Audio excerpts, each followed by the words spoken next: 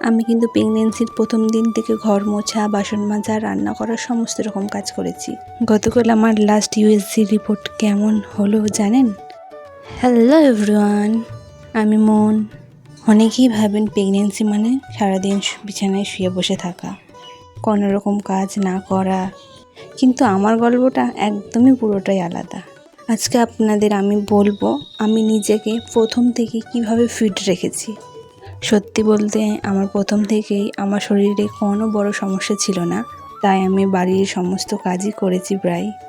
তবে হ্যাঁ, ডাক্তারবাবু আমাকে যেভাবে সাবধান করেছিলেন, যেমন ভারী জিনিস তোলা, ভারী কিছু কাচাকুচি করা, সেগুলো কিন্তু আমি একদমই করিনি। হ্যাঁ, আর একটা কথা, আমার কিন্তু প্রথম থেকে কোনো রকম খাওয়া দাওয়ার কোনো সমস্যা ছিল না, সব কিছুই প্রায় খেয়েছি। তবে আমার প্রচণ্ড পরিমাণে মুড সুইং হতো। গতকাল কিন্তু আমার লাস্ট ইউএসজি করানো হয়ে গেছে। রিপোর্ট দেখে তো ডাক্তারবাবু বললেন সব কিছুই নর্মাল এবং খুব ভালো, বাচ্চার গ্রোথও সব কিছু ঠিকঠাক আছে।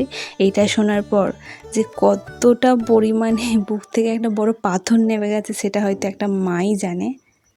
তাই আমার হবু মাদের উদ্দেশ্যে একটাই বার্তা, আপনাদের যদি শরীর একদম ফিট থাকে, আপনার যদি কোনো রকম অসুবিধা না হয়, তাহলে আপনি কিন্তু বাড়ির সমস্ত ছোটোখাটো কাজগুলো করবেন।